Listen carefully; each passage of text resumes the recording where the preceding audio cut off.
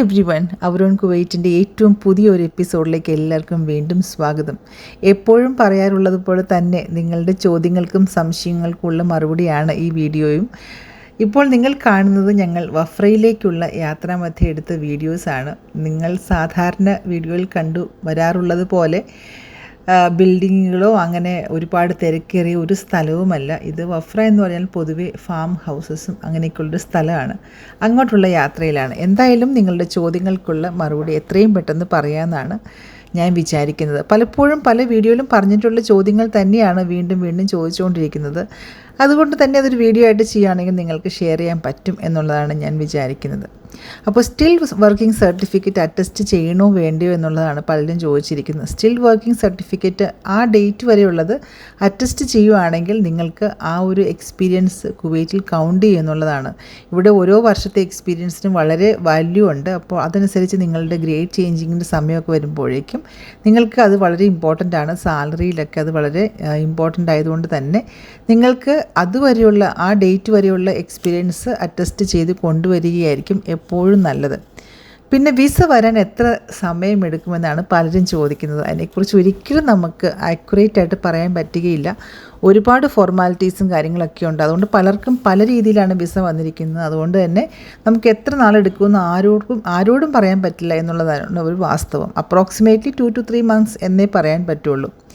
പിന്നെ എയർപോർട്ടിൽ വന്നിറങ്ങിയാൽ നമ്മളെ റിസീവ് ചെയ്യാൻ അവിടെ ആരെങ്കിലും കാണുമോ എന്ന് ചോദിച്ചിട്ടുണ്ട്. തീർച്ചയായിട്ടും എയർപോർട്ടിൽ നമ്മൾ റിസീവ് ചെയ്യാനായിട്ട് ഹോസ്റ്റലിൽ നിന്നോ അല്ലെങ്കിൽ MOHൻ്റെ റെപ്രസെൻറ്റേറ്റീവ് ആരെങ്കിലും കാണുമെന്നുള്ളതാണ്. നമ്മളെ തീർച്ചയായിട്ടും ഡയറക്റ്റായിട്ട് ഹോട്ടലിലേക്കോ ഹോസ്റ്റലിലേക്കോ ഒക്കെ ആയിരിക്കും കൊണ്ടുപോകുന്നത്. പിന്നെ ഫുഡ് ആൻഡ് അക്കോമഡേഷൻ ഉണ്ടോ എന്നുള്ളത് കാര്യം തീർച്ചയായിട്ടും ഒരുപാട് പ്രാവശ്യം പറഞ്ഞിട്ടുണ്ട്. ഫുഡ് ആൻഡ് അക്കോമഡേഷൻ ഉണ്ട്. 3 months കഴിഞ്ഞ് ഉടൻ തന്നെ അല്ലെങ്കിൽ വന്നുടൻ തന്നെ ഫസ്റ്റ് മന്തിൽ തന്നെ സാലറി കിട്ടുമോ എന്നുള്ളത് ചോദിച്ചിട്ടുണ്ട്.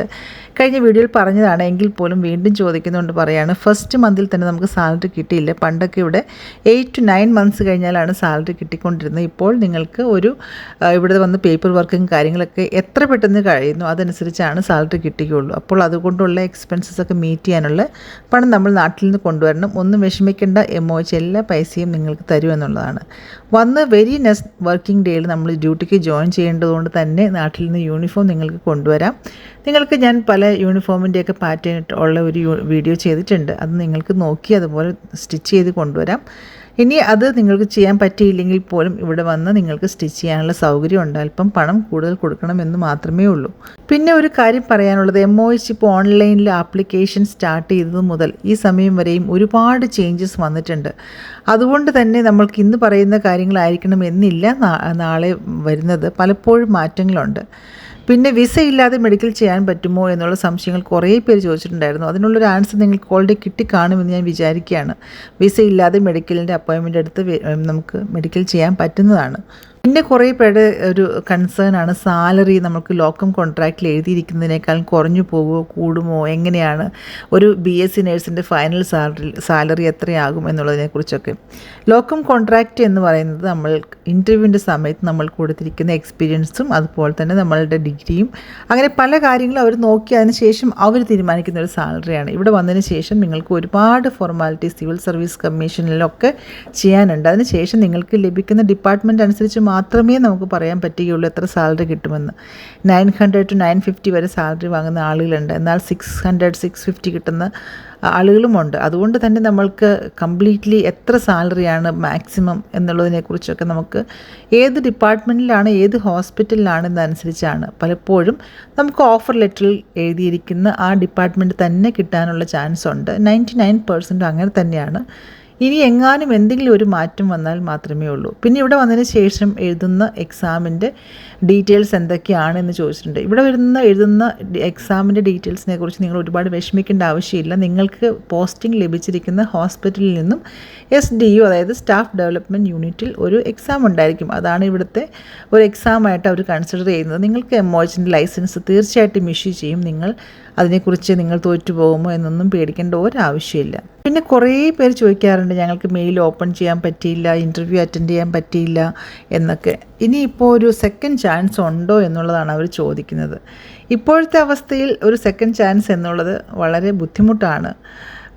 അപ്പോൾ അതുകൊണ്ട് തന്നെ നിങ്ങൾ അപ്ലൈ ചെയ്ത് കഴിഞ്ഞാൽ എപ്പോഴും നിങ്ങൾ മെയിലൊക്കെ ചെക്ക് ചെയ്യാനായിട്ട് ശ്രമിക്കുക എന്നുള്ളതാണ്. പിന്നെ കുറച്ച് പേര് ചോദിച്ചിരുന്നു അവരുടെ പേരിൽ സ്പെല്ലിംഗ് മിസ്റ്റേക്കുകൾ, പേര് മാറിപ്പോയി അങ്ങനെ ഇങ്ങനെയൊക്കെ. പക്ഷേ അതിനാണെങ്കിൽ ഒരു കറക്ഷനുള്ളൊരു ഓപ്ഷൻ നമുക്കില്ല എന്നുള്ളതാണ്. പിന്നെ MOH മെയിൽ കണ്ടോ ഇല്ലയോ എന്നറിയാനും നമുക്കറിയാം മെയിൽ അയച്ചിട്ടുണ്ടെങ്കിൽ നമുക്ക് ആർക്ക് മെയിൽ അയച്ചാലും മെയിൽ അവർ വായിച്ചോ ഇല്ലയോ എന്നറിയാനുള്ളൊരു ഓപ്ഷൻ ഇപ്പോഴത്തെ അവസ്ഥയിൽ നിലവിലില്ല. അതുകൊണ്ട് തന്നെ നമ്മൾ ഇത് എല്ലാം അപ്ലോഡ് ചെയ്യുമ്പോൾ വളരെ സൂക്ഷിച്ച് മാത്രം അപ്ലോഡ് ചെയ്യാനായിട്ട് ശ്രമിക്കുക.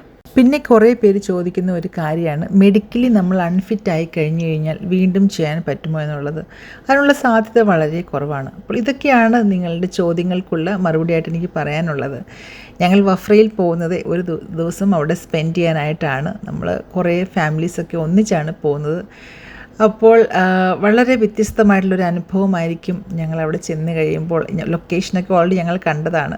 അപ്പോൾ ഇങ്ങനത്തെ ഒരു ഏരിയാസ് കാണുമ്പോൾ നമുക്ക് നാടിൻ്റെ ഓർമ്മകളും ഒക്കെ വരും. ഈ മരുഭൂമിയിൽ നമ്മൾ താമസിക്കുന്ന അബ്ബാസി എന്ന് പറഞ്ഞു കഴിഞ്ഞാൽ സ്ഥലം എന്ന് പറഞ്ഞാൽ നമുക്കറിയാം വളരെ തിക്കും തിരക്കും നിറഞ്ഞ കൺജസ്റ്റഡ് ആയിട്ടുള്ളൊരു സ്ഥലമാണ്. അപ്പോൾ എന്തായാലും യാത്ര ചെയ്ത് ഞങ്ങൾ താമസിക്കുന്ന സ്ഥലത്ത് നിന്ന് അത്യാവശ്യം നല്ല ദൂരമുണ്ട്. യാത്ര ചെയ്ത് ഞങ്ങളുടെ ലൊക്കേഷനിൽ എത്തിയിരിക്കുകയാണ്. അവിടുത്തെ വിശേഷങ്ങളും വീണ്ടും നിങ്ങളുടെ ചോദ്യങ്ങൾക്കും സംശയങ്ങൾക്കുള്ള മറുപടിയായിട്ട് വീണ്ടും വേറൊരു വീഡിയോ ചെയ്യുന്നതായിരിക്കും. Thank you for watching.